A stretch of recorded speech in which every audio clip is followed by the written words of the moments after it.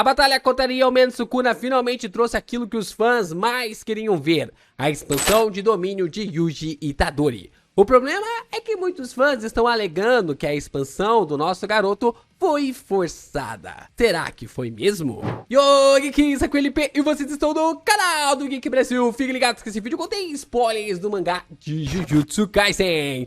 Sim, pessoal, vamos então comentar aqui sobre algumas opiniões, alguns comentários da galera dizendo que a expansão de Yuji Itadori foi forçada. E eu vou aproveitar para fazer um catadão por todo o mangá de Jujutsu para explicar 99% dos conteúdos sobre expansão de domínio. Todas as dúvidas que você possui, esse vídeo vai sanar 99% delas. Eu posso aqui, posso garantir que vai sanar 99% delas. As únicas coisas que eu não vou conseguir explicar é o que Gege Akutami ainda não explicou. Mas tem muita coisa interessante, muita coisa que teve com a tradução meio equivocada. A gente vai falar sobre isso logo depois de você deixar o seu like, se inscrever aqui no canal e compartilhar esse vídeo com seus amigos. É muito importante você continuar reagindo aos nossos conteúdos para que o YouTube divulgue ainda mais os nossos vídeos pela plataforma. E esse vídeo, gente, ele deu um puta trabalho. Então, sendo o dedo no like, você não tem desculpa para não deixar o seu like. Você tem ali o modo full screen que você pode deixar o like, o modo ali na vertical que você também pode deixar o like, o modo de cabeça para baixo que você pode deixar o seu like. Não importa que lado o seu celular está, da televisão também dá para deixar o like ali. Então, deixe o seu like porque isso ajuda pra caramba e esse vídeo deu um puta trabalho e eu tenho certeza que ele merece.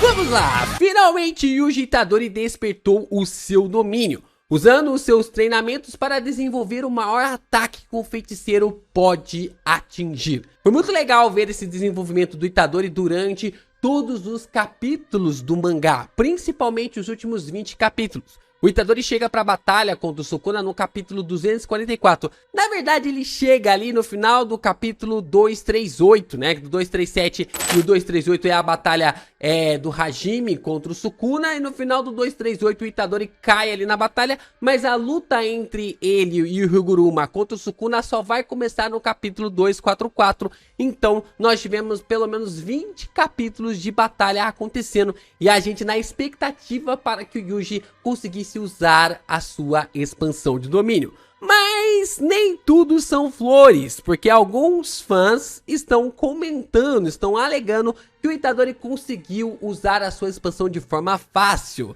sendo que o Fushiguro passou vários capítulos para entender mais sobre o seu domínio. Um ponto bem interessante aqui sobre essa percepção do Itadori e a forma como ele conseguiu aprimorar as suas habilidades, mas ao mesmo tempo levantando ali, colocando pulgas atrás das orelhas destes fãs que estão achando que o Itadori ter usado a expansão de domínio contra o Sukuna é algo até mesmo apelão, ou algo que passa ali dessa classificação do Power Scale ali de Jujutsu Kaisen. Então aqui nesse vídeo, ao mesmo tempo que vamos explicar porque o Itadori conseguiu expandir o seu domínio, não sendo algo forçado, vamos atualizar todo o conceito já existente sobre as expansões de domínio em Jujutsu Kaisen. É por isso que eu falei que 99% das suas dúvidas vão ser respondidas. Para isso, a primeira coisa que a gente precisa fazer é explorar um pouco o fluxograma Jujutsu do guia oficial. Nós observamos aqui que todas as pessoas do mundo Jujutsu, do mundo de Jujutsu Kaisen,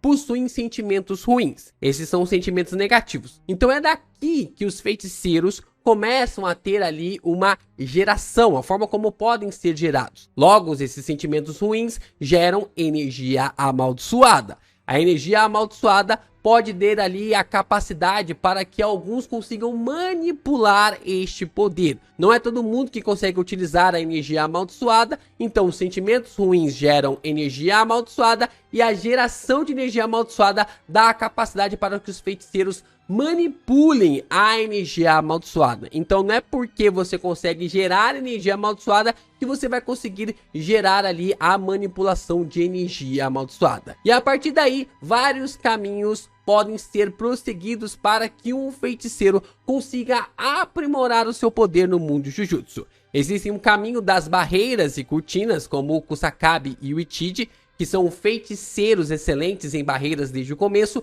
mas não possuem técnicas amaldiçoadas. No caso aqui a gente está observando aqui o domínio inato, cortina, domínio simples, todas essas técnicas, a forma técnica de barreira, tudo isso são aprimoramentos que alguns feiticeiros podem utilizar e lutar, sem ter a necessidade de ter uma técnica amaldiçoada. Existe o caminho também da simples e direta porradaria, como o Itadori.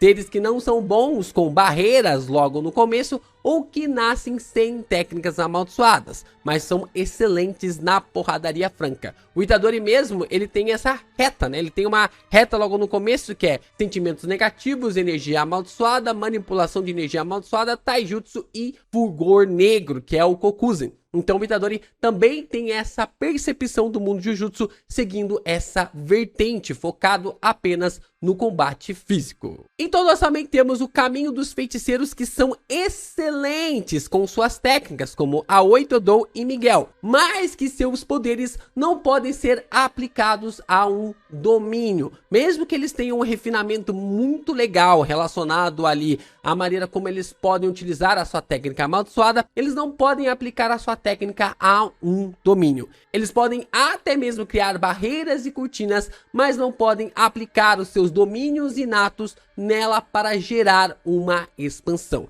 Eles podem até mesmo ali gerar essas cortinas, essas técnicas de barreiras, mas não podem utilizar o seu domínio inato nelas para poder assim aplicar em uma expansão. Então nós temos também aqueles que podem estar em todas essas áreas do fluxograma. Dominam todos os requisitos como o Yuta, Gojo e agora inicialmente o Itadori. Com isso em mente, precisamos entender como o domínio funciona. Para isso, precisamos voltar na concepção de um feiticeiro. Todo feiticeiro, quando é gerado, algo muito forte é colocado em seu ser, através da sua alma, que podemos ver qual técnica inata ou herdada ele terá. Esse algo muito forte é aquilo que representa o feiticeiro em seu máximo. Por exemplo, o vazio que o Gojo sente, a sorte que o Hakari tem e o interesse absurdo sobre direito que o Higuruma possui. Então, não é algo concretizado essas explicações na história, mas a gente pode observar como que cada uma dessas características está bem aplicada aos domínios dos feiticeiros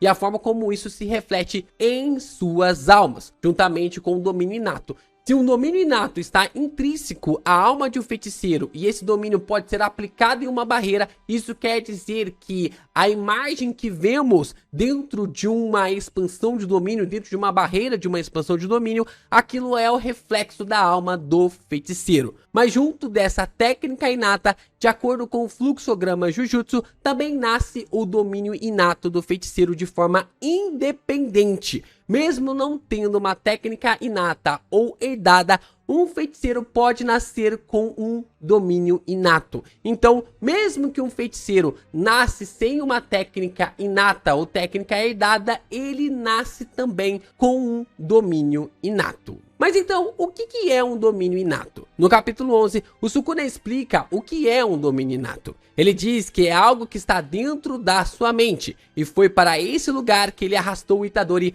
antes que o Yuji pudesse morrer, e o poder dos seus 3 dedos dentro do Itadori desaparecesse para sempre. Ou seja, o domínio inato é uma paisagem mental que incorpora a mente de um indivíduo com a qual ele nasce. Domínios inatos servem como base de uma técnica amaldiçoada inata ou herdada, mas feiticeiros, não feiticeiros e espíritos amaldiçoados nascem com eles também. Isso é definido no guia oficial do mangá de Jujutsu Kaisen. Então, o que é necessário para que um feiticeiro consiga expandir o seu domínio na teoria? Porque na prática a gente observa que são outros 500.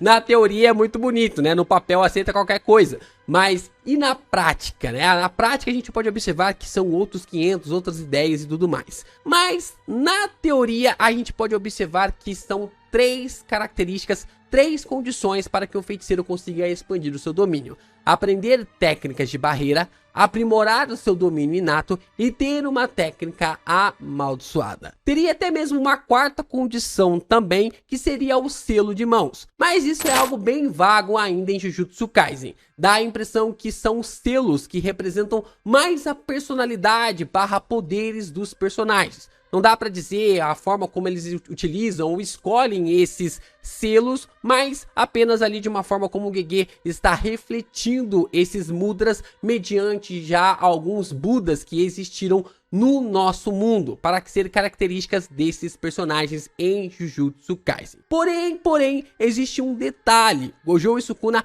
são os únicos que expandem com uma mão. Todos os demais expandem com as 2 mãos. Nós não sabemos se isso é devido a um pacto, mas tem essa diferença entre os demais. Como nós ouvimos ali durante todo o mangá de Jujutsu Kaisen, grandes feiticeiros são aqueles que encurtam o processo para que técnicas amaldiçoadas possam ser geradas. Quando um feiticeiro possui apenas uma mão numa batalha, é necessário você, para expandir o seu domínio, ter a capacidade de expandi-lo através de uma mão, como foi no caso do Sukuna lutando contra os demais feiticeiros. Talvez o Gojo já soubesse disso e por isso a veio ali fazendo um pacto ou coisa do tipo. Mas isso aqui é só uma suposição minha, não tem nada concretizado na história. E se o Gege Akutami não aprofundou os mudras, apenas colocou ali como um detalhe, então não tem muito o que falar. Então vamos falar das 3 coisas que, na teoria, um feiticeiro precisa para expandir o seu domínio. A primeira coisa que um feiticeiro precisa fazer para prosseguir com sua expansão de domínio é aprimorar um pouco o entendimento sobre seu domínio inato. Vemos através do passado do Gojo que o professor já era capaz de criar cortinas e técnicas de barreiras antes do seu domínio, visto que o Yaga dá um safanão no Satoru por ter esquecido de fazer a cortina antes de explodir a mansão infinita com a Meimei e a Utahime. Aqui vemos que o Gojo já sabia todos os conceitos sobre barreiras, faltava apenas aprimorar o seu domínio inato, o que se encaixa perfeitamente com a fala do Kusakabe no capítulo 228, em que ele diz que uma técnica de barreira, a coisa mais importante é a imagem concreta. Por causa disso, não dá para ficar mudando ela toda hora, como o Gojo estava fazendo na luta contra o Sukuna. Ele continua dizendo que as barreiras de um domínio são uma mistura de vários fatores, como condições externas e internas, volumetria e velocidade de construção. Assim que um feiticeiro define tudo isso, a combinação desses fatores cria o domínio. Por isso que eu falei para vocês que na prática é uma coisa e na teoria é outra. Na teoria a gente tem essas 3 condições, mas na prática a ideia vai se aprofundando ainda mais quando o feiticeiro vai colocar uma expansão de domínio em ação. Já no fim do flashback do Gojo e do Getou, no capítulo 76, vemos que o professor diz que vai melhorar o seu domínio. Ele não fala a sua expansão de domínio, que seria Ryokin Tenkai. Ele diz que vai melhorar apenas o seu domínio, Ryoki. Mas a Panini traduz como algo ali relacionado ao domínio inato. Em seu volume, a Panini traduziu como domínio inato. Aprimorando seu domínio inato, Gojo tinha os alicerces para poder expandir um domínio que era baseado na criação de uma barreira e na fixação do seu domínio inato. Lembram que no começo do vídeo eu falei para vocês que para você criar um domínio, você precisa fazer uma barreira e aplicar o seu domínio inato dentro dessa barreira? Então, é exatamente isso que o Gojo estava estudando e aprimorando. Com isso, o Gojo teria a capacidade de criar uma barreira e externar o seu domínio inato dentro dela, gerando uma barreira de expansão de domínio, mas ainda falta o ponto máximo para a expansão, que é o seu acerto garantido. Gojo mesmo fala que o lugar maluco gerado pela maldição de grau especial, em que a Nobara, o Fushiguro e o Itadori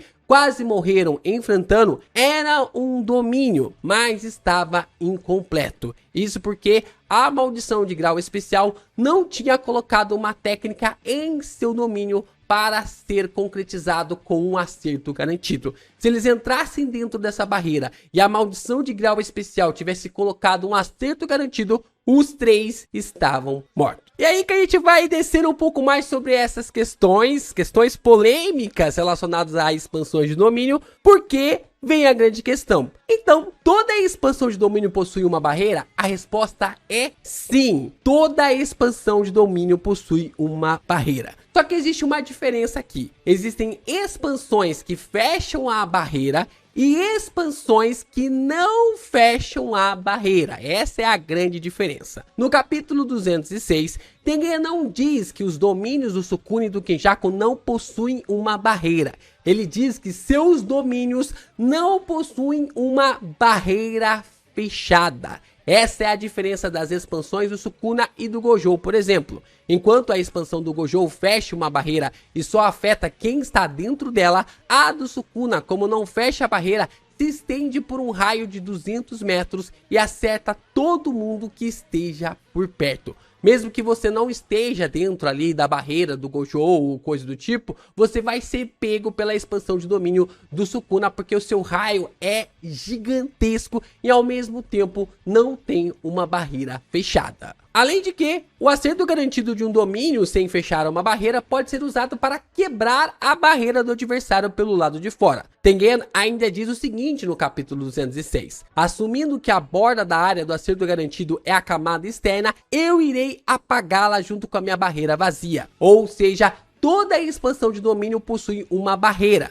mas algumas são fechadas e outras não. Mas nós não sabemos ainda se isso é um fator ali relacionado para que o feiticeiro consiga evoluí-la para chegar nesse nível de expandir o seu domínio com uma barreira sem ser fechada, ou se nasce com essa característica, visto a maneira como a expansão do Fushiguro funciona de forma muito, mas muito estranha. Mas isso é assunto para outro vídeo. Nós ainda temos o caso bem específico do Mio no capítulo 196, o Sumoman, que gera um domínio simples para ter uma barreira fechada depois. Mesmo Maki conseguindo se anular dos acertos garantidos de domínios de barreiras fechadas, ou até mesmo das barreiras por si só, dela não conseguir ficar presa dentro das barreiras, porque as barreiras simplesmente ignoram ela, porque ela não tem energia amaldiçoada, então transformam a Maki em um prédio, um edifício. O requisito, então, para participar desse domínio simples do Mio é querer lutar sumô contra ele. Isso engloba qualquer pessoa,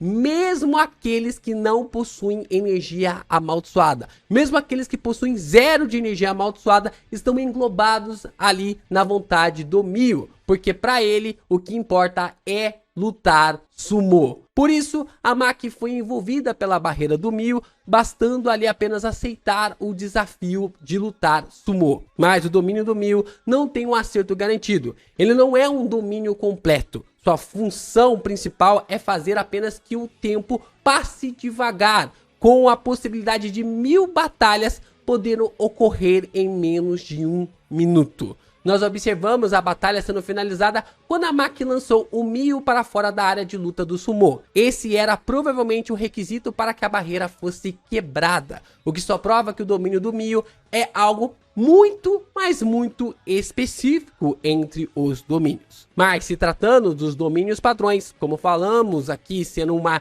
expansão de domínio com barreira fechada ou não, eles precisam ter um acerto garantido. Então, o que raios é um acerto garantido? Vamos então explicar. O Gojo nos fala que é preciso uma quantidade monstruosa de energia amaldiçoada para expandir um domínio, mas se os feiticeiros fazem, é porque possuem suas vantagens. A primeira vantagem de uma expansão de domínio é que ela gera um buff, como se fosse um jogo, devido aos fatores ambientais em volta, como no caso do jogo, que consegue manipular as estruturas de um vulcão para acabar com seus inimigos facilmente. A segunda vantagem é que a técnica usada na expansão de domínio com certeza acertará o seu oponente. É por isso que uma expansão de domínio só pode ser completa com uma técnica aplicada nela, para assim gerar um acerto garantido. Se você tem a certeza que vai acertar a técnica, isso é um acerto garantido. Assim fica o questionamento, dá para variar qual técnica se usará na expansão de domínio? A resposta é sim, desde que você tenha uma segunda técnica para fazer isso. Yuta e Kenjaku eram capazes de escolher quais técnicas poderiam usar através ali dos seus acertos garantidos. O Yuta, na luta contra o Sukuna, escolheu a escada de Jacó para acertar o rei. O Kenjaku também fez isso, mesmo possuindo a manipulação de maldições, a troca de corpos e supostamente a manipulação de sangue, ele escolheu a técnica antigravitacional para o seu acerto garantido.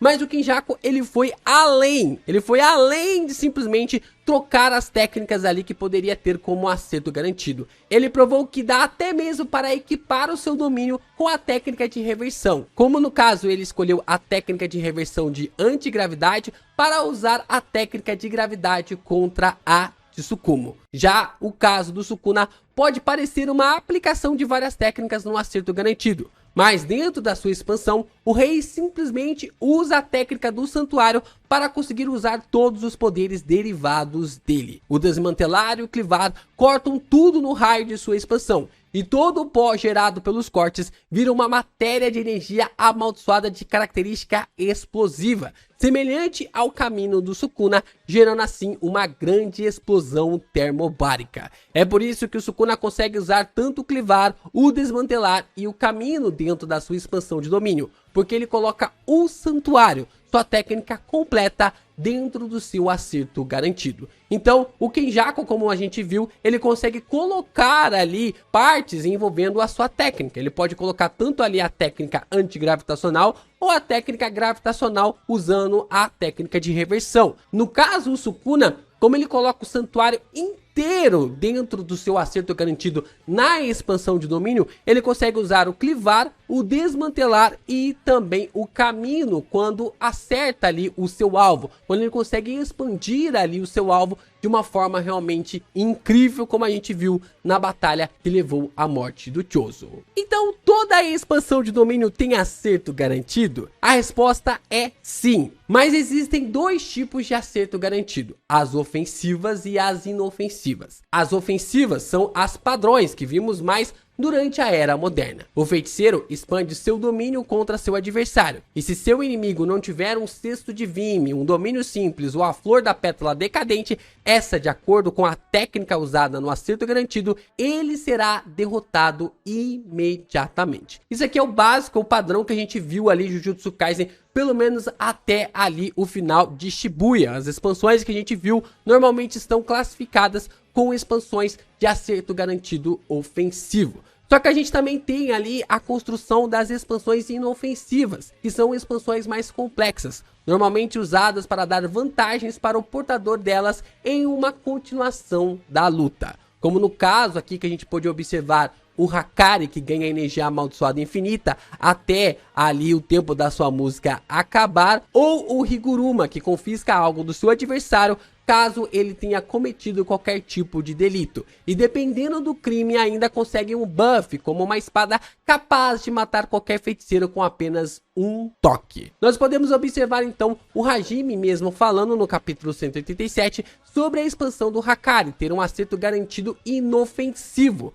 Com isso, Kenji ganha a vantagem de que sua técnica amaldiçoada passa a ser mais agressiva e recebe uma velocidade mais rápida de ativação. Isso aqui é discutível se a ideia de ativação mais rápida seja aplicada em outros domínios com acertos inofensivos, ou se é apenas uma característica do domínio do Hakari. Ainda não se tem uma explicação total sobre esse assunto, então não dá para se dizer com toda certeza se se trata apenas da expansão do Hakari ou se todas as expansões com acerto garantido inofensivo têm essas mesmas características do Kenji. Já no capítulo 164, Tengen também fala sobre os acertos garantidos inofensivos. A feiticeira diz que antigamente a expansão de domínio era algo muito mais comum para os feiticeiros do passado do que se tornou atualmente. Isso porque eles omitiam a parte da obrigatoriedade das técnicas com acerto garantido, que muitos domínios de hoje em dia possuem. Tengen continua dizendo que o usuário obrigava o alvo que estivesse dentro do domínio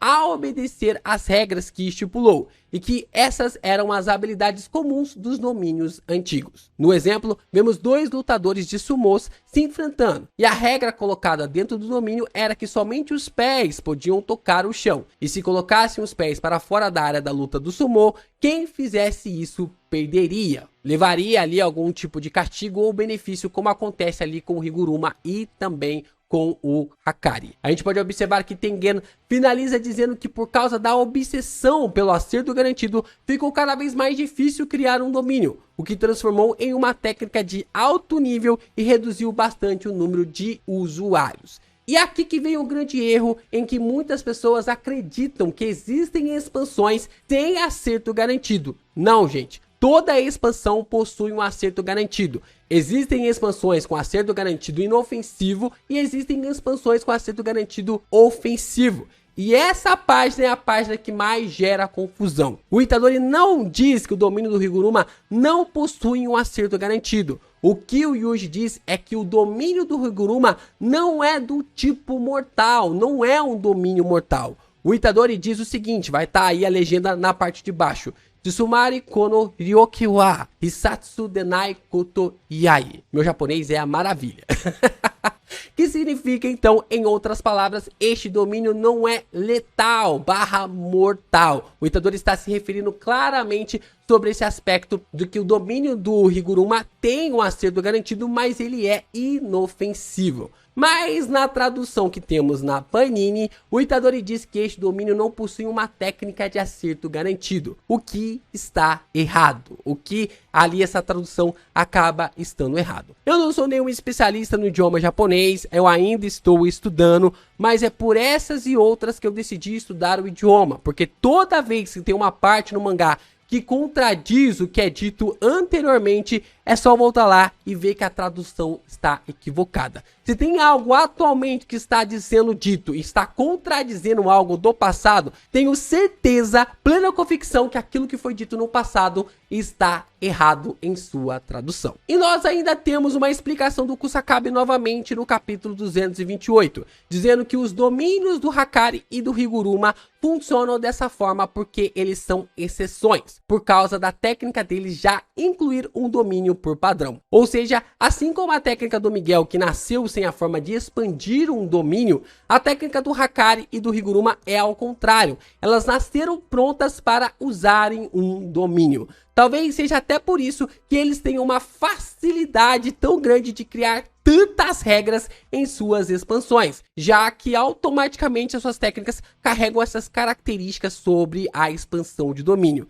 E a gente pode observar que eles não precisam de tantos fatores assim para executar tal poder. O que nos leva então a entender sobre as disputas de domínios. A gente pode observar que no capítulo 15, o Gojo fala que a melhor forma de se defender de uma expansão de domínio é expandindo o seu domínio também. Mas para isso existem três condições. O refinamento do domínio, você refina ali o seu domínio inato várias e várias vezes, vários e vários meses, vários e vários anos, até que ele se torne ali um domínio que você tem um controle absoluto sobre tudo que acontece nele. E assim você vai conseguir sobrepujar o domínio que vem contra você. Nós também temos a compatibilidade com o domínio disputado, dependendo ali de como o seu domínio, não sei se essa compatibilidade tem a ver com as suas características, com os seus poderes, a forma como pode ter uma característica bem ali de um poder elemental, tanto isso pode afetar até mesmo ali na compatibilidade com o domínio disputado. E a quantidade de poder amaldiçoado, a gente viu agora há pouco a expansão do Sukuna se igualando à expansão do Yuta, mesmo o personagem tendo ali uma quantidade de energia amaldiçoada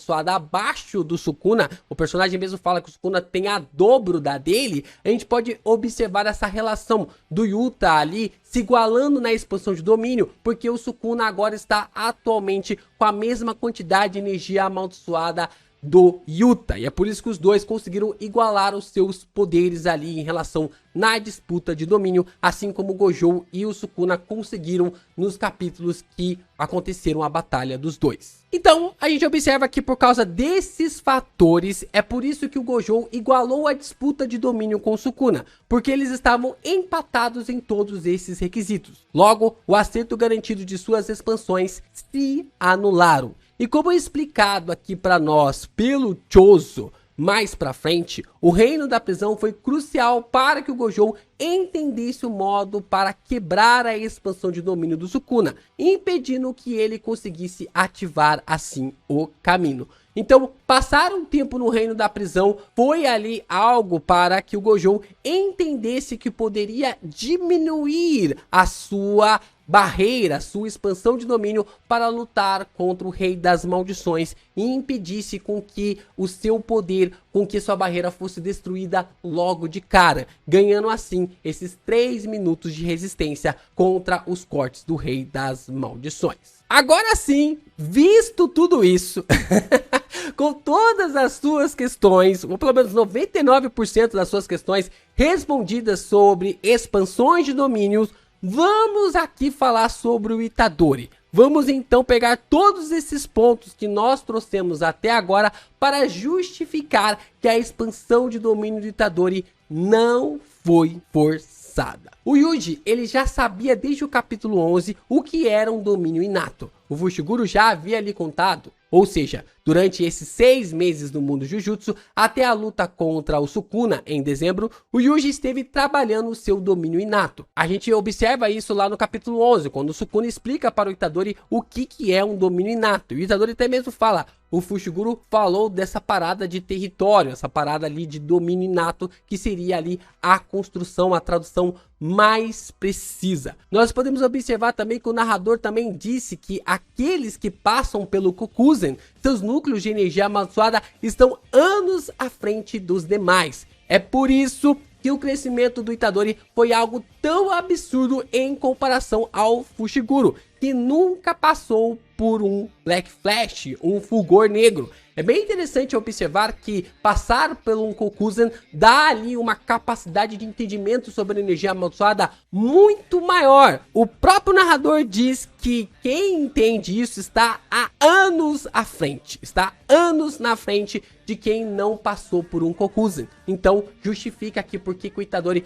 conseguiu também ter um aspecto muito mais fácil para expandir o seu domínio. Com o seu domínio inato, Yuji recebeu a técnica de manipulação de sangue dos irmãos do Choso. Itadori passou a entender melhor o funcionamento das técnicas inatas. Com o livro da Tsukumo, Itadori aprendeu a controlar a habilidade que ele tinha de dar danos na fronteira da alma. Essa é uma questão que nós não sabemos como ele faz, mas entendemos que foi pelo livro da Yuki que ele conseguiu aprimorar e até mesmo entender como poderia utilizar isso em todos os golpes que acertasse o Rei das Maldições. Com a troca de corpos com o Kusakabe, ele aprendeu todos os conceitos de técnicas de barreiras e cortinas. Isso aqui não dá para esquecer, gente. Isso aqui é primordial para que você consiga expandir um domínio. A gente pode observar também que quando ele passou novamente pelo Kokuzen, o Yuji conseguiu ver como poderia usar o desmantelar que o Sukuna gravou em sua alma. Ao passar pelo Kokuzen, o Itadori conseguiu observar como poderia utilizar ali o desmantelar que estava gravado em seu ser. Depois de outro Kokuzen, o Itadori conseguiu aplicar 2 conceitos sobre o desmantelar de forma bem interessante. Ele gerou um pacto para que o corte danificasse apenas o lugar que ele queria, talvez adquirindo essa habilidade com a troca de corpos com Yuta, e depois aprendeu a usar o desmantelar para atacar apenas a alma do oponente, sem que ferisse o seu corpo. Por fim, o Itadori usou todo o aprendizado que teve com Kusakabe para gerar uma cortina, aplicar o seu domínio inato nela e colocar o acerto garantido em sua expansão. No caso, o desmantelar que atinge a alma. Então, como nós vimos lá com o Kenjaku, que teve a capacidade de usar uma técnica de reversão da antigravidade para uma técnica de gravidade no seu acerto garantido, o Itadori também foi capaz de usar o desmantelar que atinge a alma, porque a técnica do Itadori está aplicada apenas ao santuário, mas ele colocou o desmantelar que atinge a alma no acerto garantido da sua expansão. É simplesmente um ataque que não tem como escapar. O Sukuna foi pego em cheio e nesse exato momento o Yuji deve ter ele arrastado para o seu domínio inato. Lembrando sobre a aparência do Yuji Kuna que o Sukuna está neste exato momento. Lembram quando o editor disse que essa batalha se estenderá em um domínio estranho? O mesmo termo que o editor usou também é colocado para domínio inato. Eu tenho plena convicção que o domínio do Itadori não é forçado. Ele aprendeu tudo que podia ao longo do mangá sobre como expandir o seu domínio. Você pode reclamar pela forma como os feiticeiros